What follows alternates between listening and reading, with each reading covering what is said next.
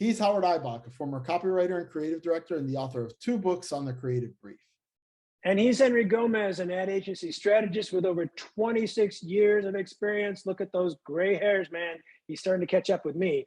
And together, we're the Brief Brothers. He and I love to talk about creative briefs, briefing, and advertising. We're back, Henry, and today is the day. This is our episode 3 on writing a creative brief. You and I have spent the last 2 episodes breaking down the problem at Hulu, exploring the brand. You uncovered some amazing insights, tidbits, history, factoids, just interesting things about Hulu. And we started to, do a little brainstorming, started to answer some of the questions on our brief. And we continued that conversation in episode 2. Today, drum roll, we're going to unveil the brief. Now, let me just, before I switch screens here, because we're going to bring our mural back, and kudos to our friends at Mural. Let's just remember that in the real world, we're going to show you a finished brief, but Henry, you wouldn't just do this in isolation. I talk about collaboration a lot. You talk about getting reality checks by sharing things with your creatives. That's kind of how this works. We haven't really seen what you were doing behind the scenes, because you were maybe pacing in your room or sitting with your feet up thinking, that's what a writer does. This is a writing exercise. But we saw part of how that works as we did the first and then the second episode. So we're cutting a lot of that, mulling around out of this process to show you how we got there.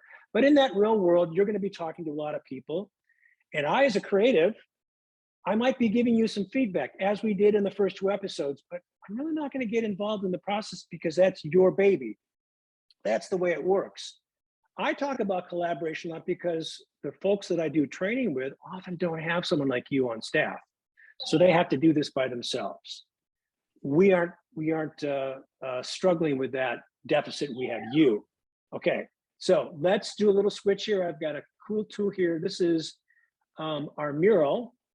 Yep. Is that up? Can you see it now, Henry? Yes, I can. Okay, so as you noticed, this is what we were working on last time, but this time, all those boxes have been blanked out because guess what? We've populated them with Henry's answers to the creative brief.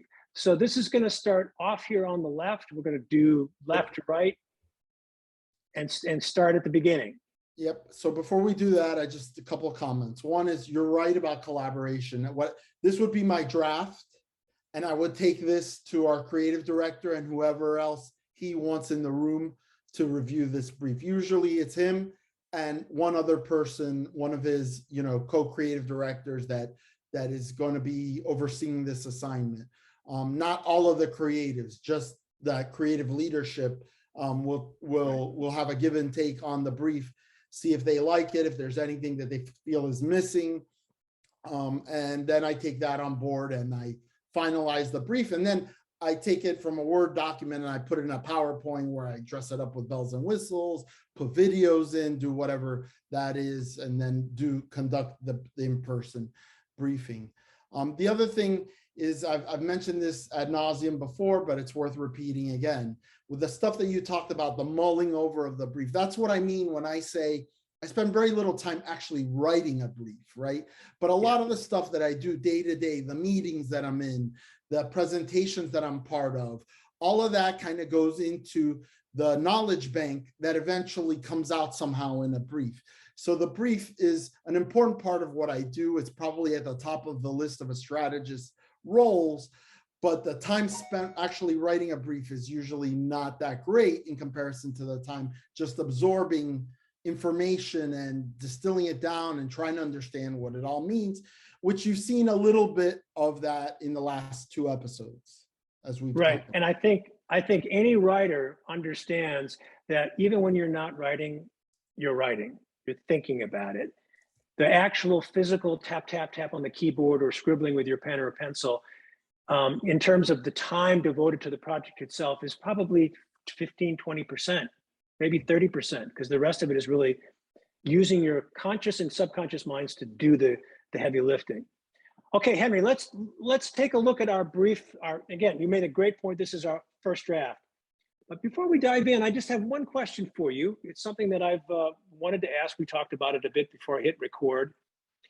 I have seen a number of folks post comments on LinkedIn and on our YouTube page with their questions and comments on our past episodes, who say, and I believe them, that they present 1 or 2 sentence creative briefs to their creatives, and their creatives love this. We all know that Bob Hoffman is the advocate behind the 3-word creative brief. My question to you, Henry, as a strategist, someone who's been doing this for a long time, would you ever write a 1-sentence brief? No. And when they tell me, oh, I do a 1-sentence brief, I say, bully for you. That's great. Yeah. Whatever works for you, just like there's not one type of great advertising or one way to make great advertising, there's more than one way to write a creative brief. I can tell you, fortunately for me, that over my career, creatives like working with me and they like my briefs. Whether they're the best briefs in the world, I don't know, I can't compare them. But I know that I have a lot of creatives that tell me after I've departed the agency that I was at with them, say, it was never the same in strategy after you left. It was, I wish I was still working with you. You're the best strategist I ever had. And so that to me is a huge compliment. And, I know my creatives, I make a big effort to get to know them and what they need and what they want out of a brief. Some are needier than others. But I think just as a general rule, you can't go into an assignment like this. Like, let's say we're in a pitch for Hulu and give them a 1-sentence brief and expect that the ideas aren't going to be scattershot all over the place, that with no rhyme or reason to them, because frankly, people are just internalize whatever they think and create to that. And I think that the brief is about not what you think, it's about somebody who's trying to make it as objective as possible and show you what needs to be done. I'm a human being. I can't be 100% objective, but my role is to try to be that objective person. Well, I agree with you. I absolutely agree with you. And anyone who pays attention to my blog posts knows that a recent blog post challenged the whole idea about the 1-sentence brief. I just, as a creative, I would want more. So I guess that means that we don't agree with Bob Hoffman's "make us famous" would be the brief. Yeah, no, I think that's a great goal. I think that's and to Paul Feldwick's, that's should be entertain, keep the name before the public, make famous. Those are all great goals. But the question is, for this particular brand in this particular situation, how are we going to do that? What is it that somehow this creative story, this creative needs to tell?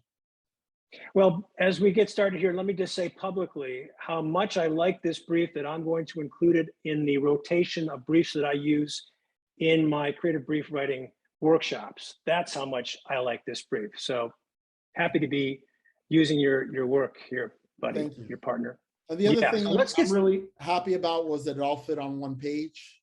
We don't have the Word document up here. We actually killed it before we started recording, but it does all fit on one page. So, yep, I noticed that too. So let's get started. I'm going to zoom in here. We're going to look at our first. You can still see we left some of our post-it notes, but our first is our context. The first question you ask in your brief is, what is the background for this assignment? And here's our answer. The TV industry has evolved dramatically over the last 15 years as people have cut the cord and canceled their cable subscriptions in favor of streaming services. Founded in 2007, Hulu was one of the first popular streaming services. Now owned by Disney, Hulu provides mature audiences a streaming alternative and the option to bundle their subscription with ESPN and Disney+. Hulu boasts 45.6 million subscribers, reaching 89.2 million adults. Netflix reaches the most adults, almost 160 million, followed by Amazon Prime, included in Amazon Prime membership, 105 million. All right, that gives a great context. Now, interesting from my perspective as a creative, you could have a whole pile of information and research in reference to this. And you might say to me, Howard, if you want to know more, dive in. And I would say, I got what I need here. And that's what makes this brief so far, this is a good entree. After Any I other thoughts on how you got started this? after I sent this to you, there was one thing that I probably would have added, was a line that talks about the fact that there's new entrants coming in all the time, which was part of the initial write-up that we got for this. I think that's important, because if you look at the numbers right there that I showed you, say, well, Hulu's in a pretty good place, and they are, but it's becoming an increasingly competitive. So that part of the context I forgot to add, but I did add it in after I sent it to you. I would add a line about that, but it's a minor quibble. Yeah, and the other thing that we have to remember is that when you do the briefing with your brief, a lot of other information is going to come out in the discussion. So the fact that something specific is not included in the brief doesn't mean the brief is weak or bad. It just means if you've got the highlights, you're going to spark a good conversation. And I think that's what this accomplishes. So let's move on to the next question in our brief, which is objective. What can advertising help us to do? Here we have a single sentence: create mental availability for Hulu with a distinctive, always-on brand campaign. Now, my first reaction to this was, well, of course we want mental availability. But you know what? The thing we realized when we were discussing this project is that they really don't have a brand promise. They don't have any kind of strong branding position. And one of the things that reflected that was a lack of a tagline that really kind of summed things up. So by asking for the objective to produce these distinctive elements, I think that makes this a good objective. The other thing to add, and I don't know if you remember this, Henry, last year we had on as two of our guests, we had Matt Davies and Peter Paul Von Wheeler, who are part of these are two guys who started a company called betterbriefs.com after having done this global survey asking advertising marketers and advertising creative agencies for feedback on how they perceive the quality of creative briefs. And one of the things that I sat through their training. They invited me on their 2-hour webinar where they talked about how to write a better brief. And one of the things, the tidbits that I took away from that, which is really brilliant and easy to overlook, they said that a well-written objective is the equivalent of a KPI, a key performance indicator. So to me, this is a really good objective because we're trying to develop, or at least we're asking our creatives, if this were a real project, we're asking our creatives to develop these distinctive, always on brand campaign elements. So well done, my friend. What are your thoughts? The one here again, there was something that afterwards I looked at and I thought maybe I could have improved it a little. Was I would have made it create mental availability and consideration. So to your point about KPIs, we could measure mental availability through top of mind awareness and unaided awareness, mainly as the metrics. And consideration, we could ask some questions getting at, which service would you consider, are you currently considering getting, or would you consider getting?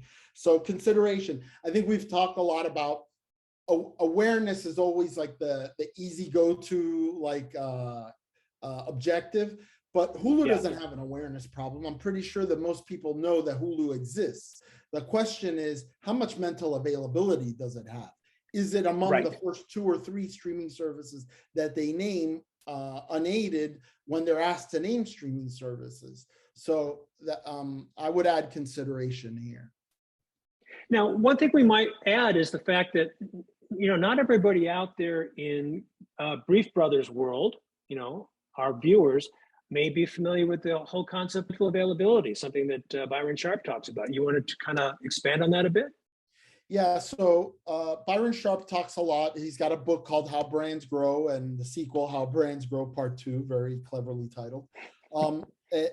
And he talks about big brands and how they get to be big brands and how they get to stay big brands. And basically, it's about mental availability. How mentally available is your brand at the moment of purchase, right? So for a lot of packaged goods, that might be at retail, like at the grocery store or at the department store. If you don't have any mental availability, it's going to be difficult for you to make the sale. If you're top of mind, if you occupy a lot of mental availability, you're gonna. So I think a good example of that would be Geico, right? We're constantly bombarded with Geico ads. They have a lot of variety in their ads. They're generally entertaining, so they catch our attention. We want to know, well, is this Geico ad better or worse than other Geico ads I've seen? Most people have a favorite Geico ad, which is nice. So Geico has a lot of mental availability, and auto insurance isn't like tax season. Like you could shop for auto insurance at any moment. There might be some key moments, like when you buy a new car or you move or whatever, that are apertures, but there's no real calendar seasonality to buying auto insurance. So they have an always on campaign that creates a lot of mental availability through a huge media plan, yes, but also through commercials that kind of burr themselves like little earworms that get into your head. So you're always, you ask somebody, name an auto insurance company, 8 out of 10 people will name Geico either first or second, is my guess, right? Yeah. So yeah. That's what mental availability basically is. At the moment of truth, what are the brands that come to their mind that they would consider? Because you can't consider a brand unless you know it exists. Right. I think your point about you have your favorite Geico ad. Think about the brands whose campaigns have multiple iterations of an ad. And if you do have a favorite for your brand, that talks about mental availability right there, that you've got a favorite. That's kind of a cool measuring stick. The caveman ad for the whole caveman campaign, but there's one in specific where they're like at a party and these two guys are having a deep conversation. The one guy comes out and he's like, so-and-so is getting back together with me. And they look at him like, oh, because he ruined like this heart-to-heart moment that they were having. I just thought it's like absurd and ludicrous, but it makes me laugh every time I see it. Yeah, I think that's a really good measuring stick for, does your brand have mental availability? If you can say this campaign had, this one's my favorite ad, that's a great way to look at it. All right, let's look at the next question on our brief. Moving over here. Buyers. Who are the people we need to do this with? Okay, I love this. Now, I want to stipulate here that you've written this in third person. It could also be written in first person. Now, there's no hard and fast rule. It doesn't require to put this in first person. But when you do write this in first person, it allows the reader, the creatives, to start to visualize and empathize and see the world through their eyes. So TV tribesmen and TV tribeswomen, they grew up with TV and are passionate about it. To them, TV is more than just a way to kill time and be entertained. It's a story-centric ritual. They love stories because stories connect us, and TV is the most accessible way stories are told. They watch different genres, from comedy to drama to everything in between. Shows and movies are all fair game as long as they're on TV. They enjoy talking about TV at the water cooler and at the virtual water cooler of social media. They frequently suffer from FOMO, fear of missing out, on the latest popular program everyone is talking about. Again, the idea here is, and I love your analogy, you've said many times, can the creatives see this or visualize this and put it on as a costume to be the customer? I think this does a really great job. Thanks. I tried to do something with the name, like naming the target audience is always a clever like little tool that strategists use to make it memorable, so that you can refer back to, well, would a TV tribesman believe that? Would a TV tribesman woman say that? Well, they're cute, but they can also be very evocative. I struggled. I was looking for a word that was purist or enthusiast that would begin with T, because I like alliteration, because it makes it more memorable. And then I came up with this idea of a tribe. Like there's a tribe of people that they just love their TV and the ritual. And we talked a little bit about this. I did a little bit of brand planning work for Dish right at the beginning of my time working there. And it was this idea that you know, since caveman times, you know, we've entertained each other by telling stories, you know, through, you know, telling stories around the fire, the cave paintings. Later it evolved to Shakespeare and you know, the theater, and then the movies, and eventually TV. And TV, like I write in here, is the most accessible way that we've all been exposed. And we all kind of have, like, you know, if you're of a certain age, you grew up with Welcome Back, Kotter and Happy Days. And so Yeah. there's this kind of common bond that people that grew up and around TV have. So I wanted Yeah. to distill that down a little bit. Can these nicknames get corny? Yeah, but that's kind of part of the fun. This isn't consumer facing. This is just something to help remind us who the target is. Yeah, yeah, and this is what creatives get into. We dig this. This is about helping us getting into that mindset. So well done. Let's see. Do we need to go? Yep, we need to go over here. One more. This is the inspiration. What's the most interesting thing about these buyers, our brand, or the industry it competes in? All right, streamers aren't monogamous. Interesting little tidbit here. 82% of streamers subscribe to more than one service and 58% subscribe to more than two services. This means we only need to put Hulu to the audience's top 2 to 3 choices when configuring their preferred streaming service. Let's make a little typo here. 2, instant copy editing. I love that I love your description of monogamous. No, you know, we're fickle.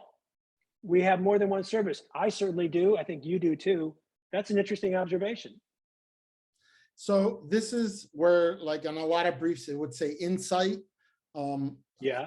To me, insight is an overpromise, but I think that for the purposes of this assignment, you know, this isn't about Hulu to the exclusion of every other service, right?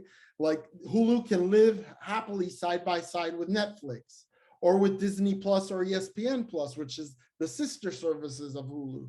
So to me, it's about, you know, getting close to the hole, not necessarily putting the ball in the hole if we were playing golf, right? Like making a nice chip shot that gets you within a 1 putt.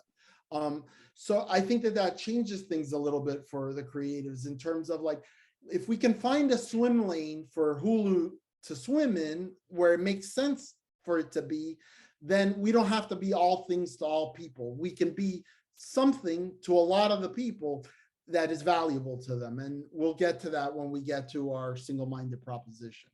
Yeah, I have to admit that since I already know it, we talked about it before the episode started, I'm already riffing on ideas, which is what, you know, you asked the question, how do you know when you have a good brief? If your creatives start asking questions that aren't related to the creative part of it, you know you've got trouble. But when you start riffing on ideas, you know you've got a good brief. Okay, let's stream all the way over to the other side and go back and look at the next question. Here we go. Headline, here we go. This is our single-minded proposition. What can we say to them to create mental availability for our brand product, especially in shopping situations? TV grown up. Wow, you know, I think that's tagline material, Henry.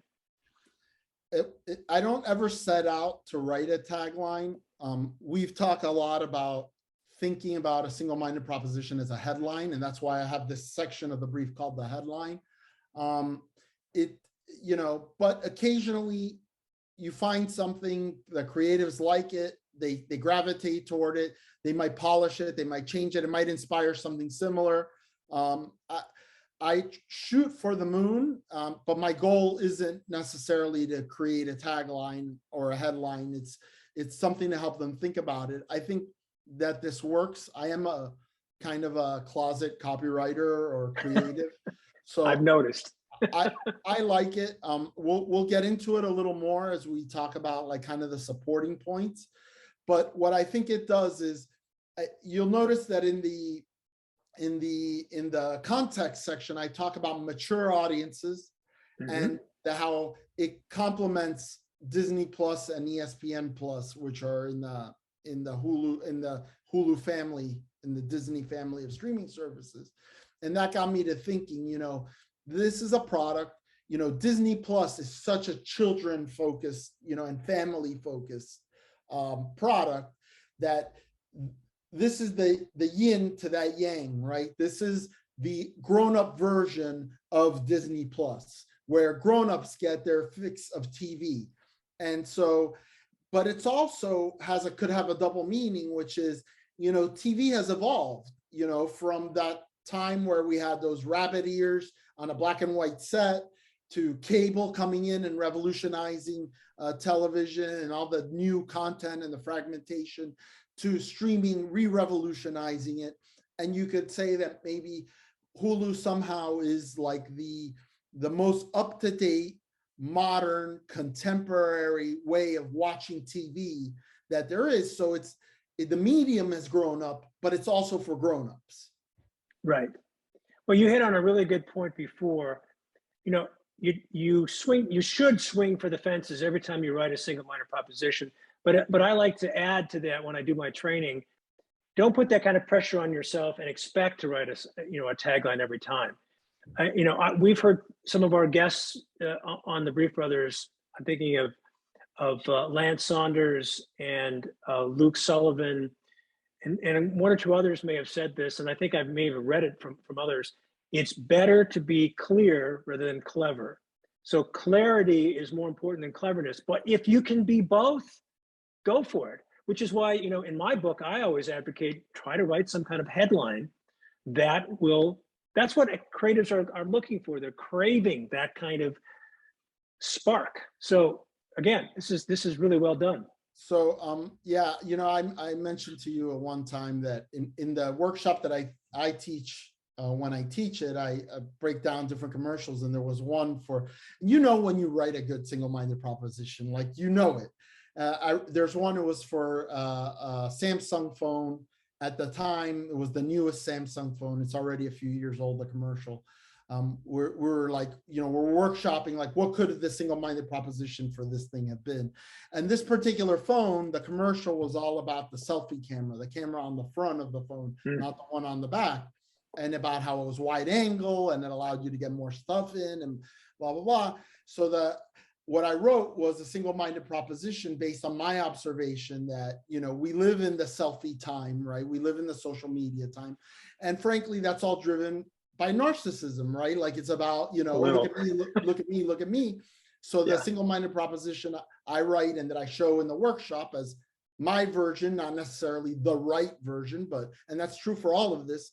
This isn't a right or wrong answer thing. This is, could this be a credible, but the one that I wrote for that Samsung phone with the selfie camera was, now get your groupies in your selfies with the Samsung whatever phone. So the idea of playing on words again, selfies and groupies, the idea that you would have groupies, and that you would be someone that would be, famous enough or popular enough to have groupies was, so I love that. I wrote it, I love it. I don't necessarily love everything I write, but like I said, when you write something good.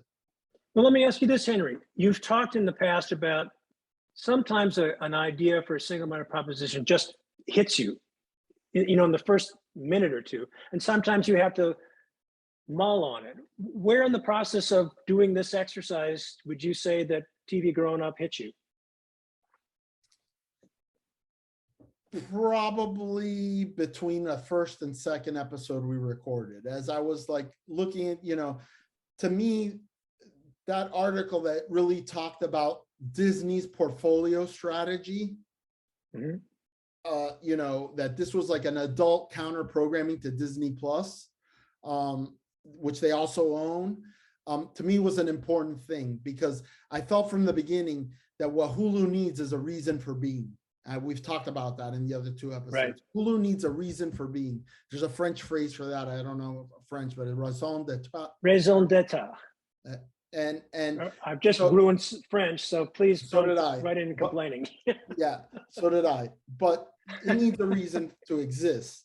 And to me, it's to be a refuge, a product for people that like TV, but that aren't always in the family mood, or that don't always have kids around. It's when I put my kids to sleep and I go to my bedroom and I close the door, what am I going to watch? And so so I knew it had to be something around TV for adults, TV for TV people. Yeah. You know, we had that in our post-it note, you know, it's TV for TV people. So That's right, didn't we? yeah. Yeah. So I knew it had to be something in that neighborhood, but I was looking for that headlining thing, and then it just popped into my mind. It's like, it's grown. First it came up as like, it's grown up TV. And then I thought, well, it's TV grown up. It could work either way. Oh, no. I think this says something entirely different. And I think it says something spot on that sets Hulu apart. So I think it's great. Now, I think a challenge for you in this exercise is that you, and I can't, maybe I'm speaking out of turn here, but you may not have had your, one or two or three other creative voices in your world to bounce this off of. You just had me, and I'm an old fart. So maybe, I'm not the most popular culture up to speed guy, but my reaction when you first shared this with me was, it's like, yes, that works. That's perfect. Cool, thank you. I appreciate it. I mean, like I said, I would run this by the creatives, and if, again, I'm not trying to get a hole in one. I'm just trying to get it close to the cup. Right. All right, let's move on to our next one. This question is body copy. What makes the single-minded proposition, the headline, true, relevant, or memorable? With its broad range of programming, including movies, award-winning original series, and even music festivals like Austin City Limits, Hulu is the modern version of TV for adults. At $6.99 a month, it's a great value, staple, a no-brainer that makes life easier. Okay, when I'm looking at a brief, yeah, this is important because it's starting to give me some entrees into the way I'm going to think about it. But it's also feeding me in terms of how can I support whatever ideas I'm coming up with. You're not overloading me with too many facts. You're just kind of giving me the basics. And it also offers opportunities for me to have, what else can you tell me? What other information you think is relevant? And if I think it's valuable, I'll go with it. If not, this is where I start. It's really easy to bloat this section of the brief. Yep. With a lot of, this is where clients love to put all of their features and all of their benefits with no prioritization and no. So I always am looking to refine this to what really supports the promise that we're making, the single-minded proposition. So again, using the analogy of the headline and the body copy, if this were an ad, what would the body copy say? The body copy would be something like this, we need to talk about the fact that it's not just a single genre of programming. We don't use the word content here, you notice, right? We talk about programming because TV people watch TV programs, right? Or shows. Use the movies. I want to make sure that we don't fall into the false trap of this is only TV shows. There's also movies on Hulu, right? And there are multi episodes of certain. Some shows are just one episode at a time, but some are continuing. They're miniseries. So there's lots of variety. Yep. And then the music festivals was something that was recently in the news. I thought it would be good to put in there. It doesn't really fit in with TV, but it does fit in with adult, right? Like, to be watching these types of festivals at home on TV it takes a certain, love for music. And I'm a child of the MTV era, right? Like I had MTV since the early 80s, and I was like Beavis and Butthead sitting there. So for me, this is a good benefit that in an ad would get my attention, knowing that a festival like Austin City Limits is on Hulu. That would be an additional reason for me to consider it in my roster of services, as we said, is the important goal of this communication. I got that one beat, Henry. My grandmother used to watch Lawrence Welk on TV. Well, we used to watch it too, because I bordered that 70s, 80s time as a child. And, when there were only 3 networks plus PBS, there weren't a ton of things. And on Sunday night, Grandma wanted to watch Lawrence, and there weren't TVs in every room. Grandma wanted to watch Lawrence Welk, so we all watched Lawrence Welk and the Donnie and Marie show. Yep, and a 1 and a 2. Yeah, let's watch it. Let's listen to the music now. It's a wonderful. I remember. maybe I get in trouble for doing it like that. Get But the accordion out and do the yeah, polka. and the polkas, yes, Hee those were the haw. days. Remember hee haw? Yeah, I remember that too. Yeah. Oh my goodness. What's her We're name with TV, the we're TV tribesmen. the price tag? She had the price tag on her hat Mini from Hee Pearl. Haw, Minnie Pearl. Yeah, I'm just dating myself here. Okay, good stuff. Let's go. We've got another question, which is tone. How should the brand speak so people recognize that it's us? Hulu fancies itself a rebel lover and communicates in terms of stories. The tone is conversational, emotional, and unexpected. I like that a lot. Now, So did we pick up some of that from those brand guidelines you found? all of it. Yeah. So You know what I haven't done is I haven't checked. We're going to have to check a few weeks after this episode airs to see if they blocked that page. so the other the thing is, and this could spring a conversation, is a lot of brands, a lot of successful brands use archetypes for their brand. So in fact, right now I'm working on two brands for a packaged goods company. One of the brands is a jester brand, right? A jester being a joker. Yep. So it's all about humor. And the other is a lover brand.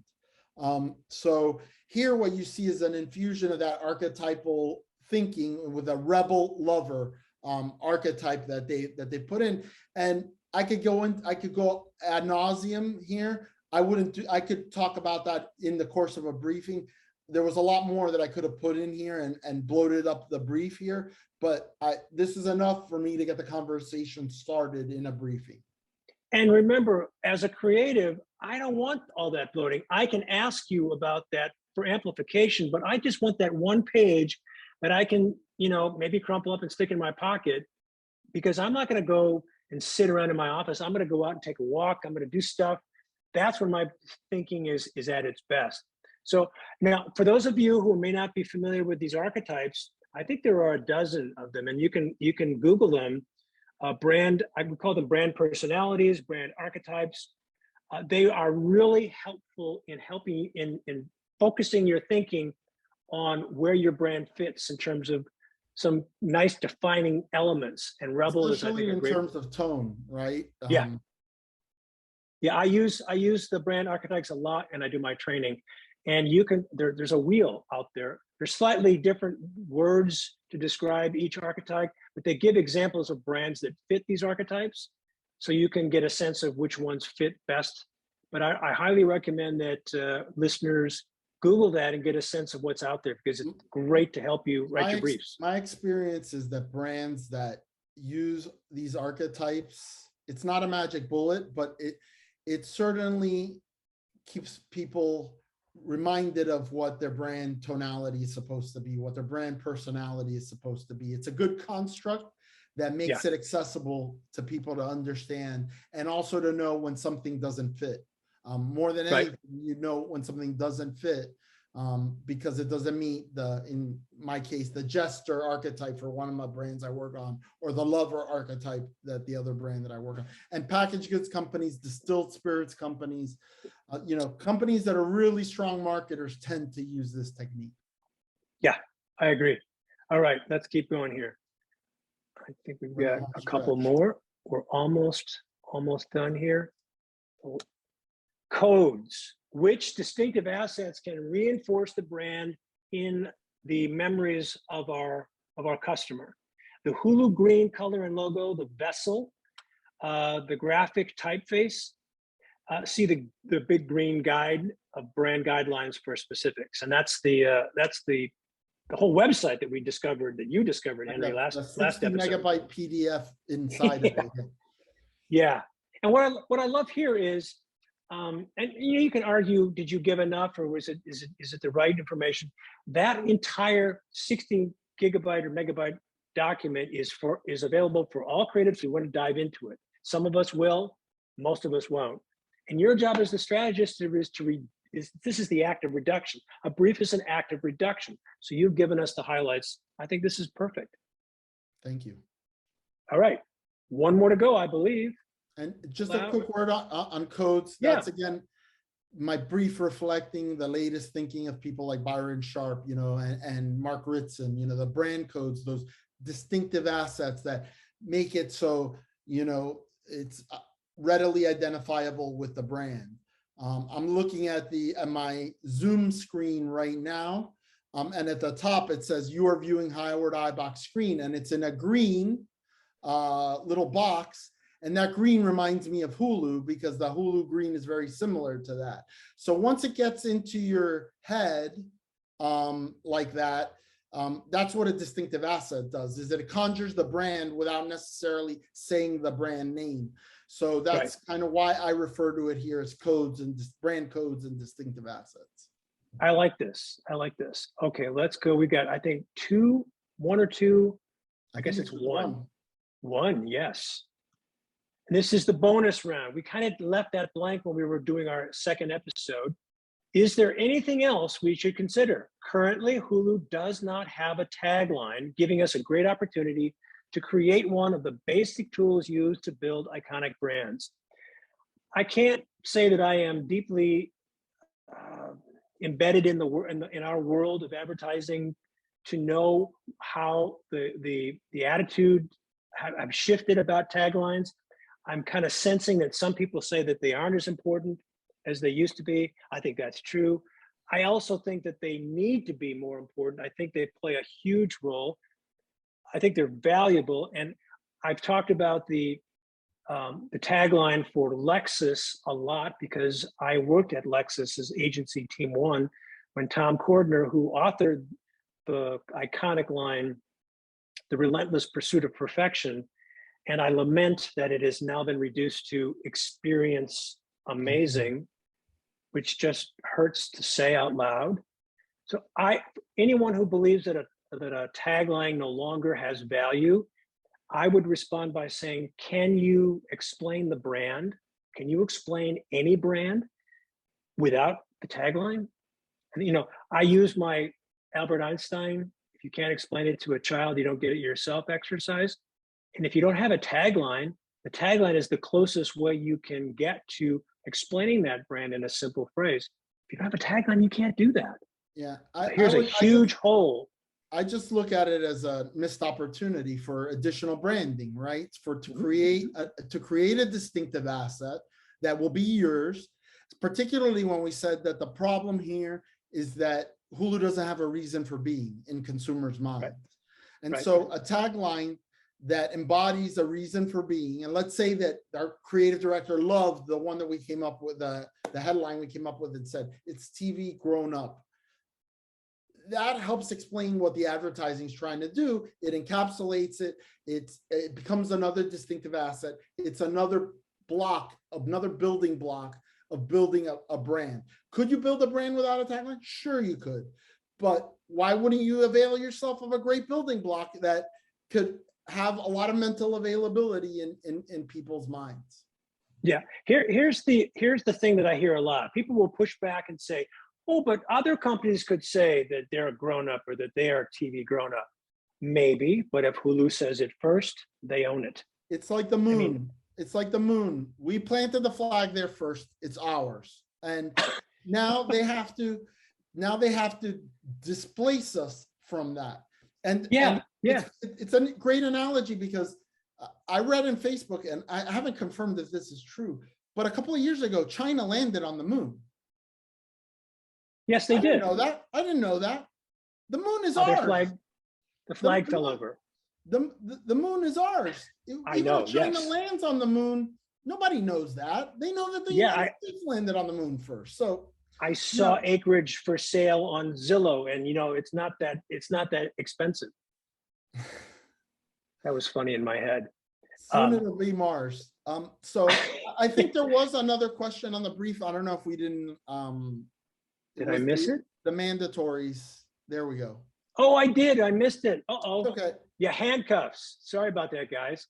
Handcuffs. What are we required to do or include? We should lead with $6.99 a month. That's the price tag for the ad-supported tier, Hulu's most popular, as the hook, but can mention the ad-free tier as well as the option to bundle with Disney Plus and ESPN.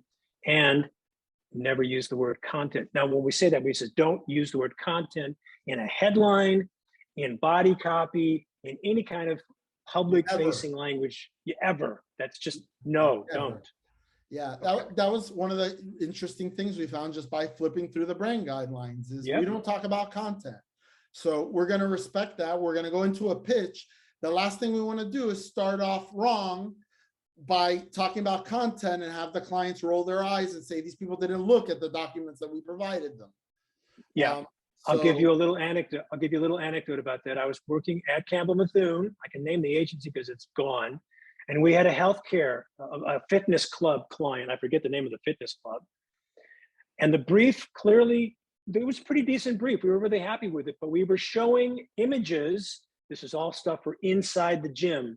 We were showing images of these beautiful men and women, you know, in great shape. They were chiseled, but the men were not wearing t-shirts.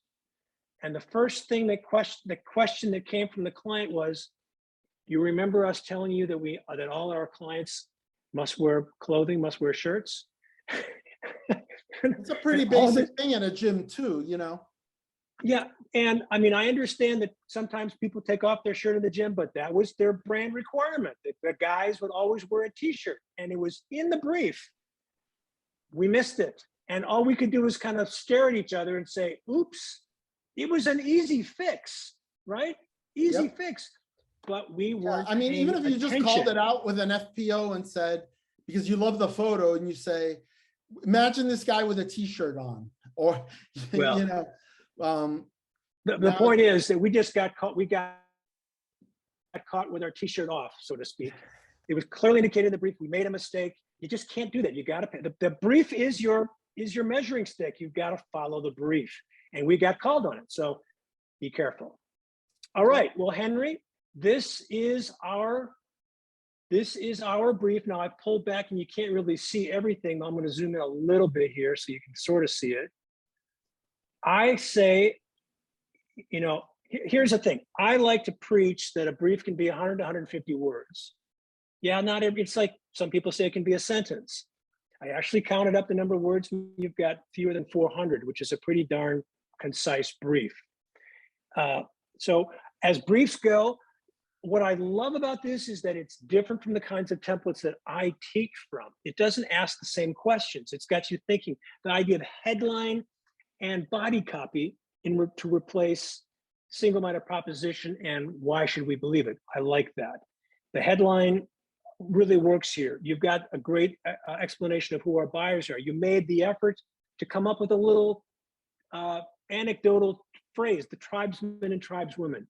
This is a great brief. I think Hulu would benefit by this, and maybe you should send them a bill. So, so to me, my final parting words on this are, you know, hopefully this illustrates that writing a brief isn't filling out a form.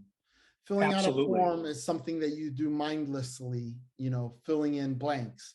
This is about taking the time to contemplate the question being asked of you, investigating what the best answer for that question would be, and then writing it and rewriting it and rewriting it till you get to something that you're happy with and that you feel answers the question that is being asked in the brief. Right. So, you know, it's something that takes deliberation, it takes time, it takes thoughtfulness, it takes knowledge. You have to, you know, you can't be a fantastic planner 1 year out of college because you don't have enough life experience.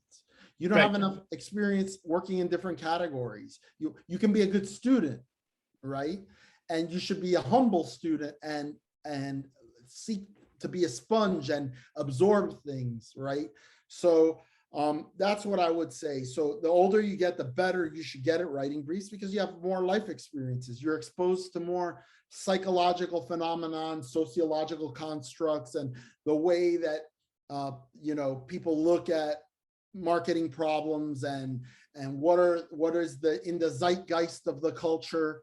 All of those things are important in advertising because advertising is part of pop culture, but we're also trying to solve a psychological problem, which is how do I embed my brand into somebody's brain? Right. Well, I have to confess, Henry, I'm a little biased because I've been working with you for a long time and I've known you long before we started doing the Brief Brothers. Nevertheless, this is fine work. And I think this is a great example and a great demonstration of the example of what it takes to write. Again, it's a first draft.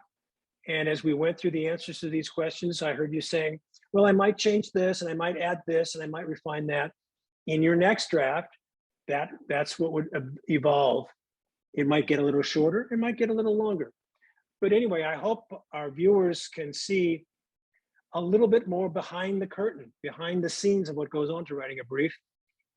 And as Henry, as you like to say, it's not easy, but we can help you make it easier. So good stuff, Henry.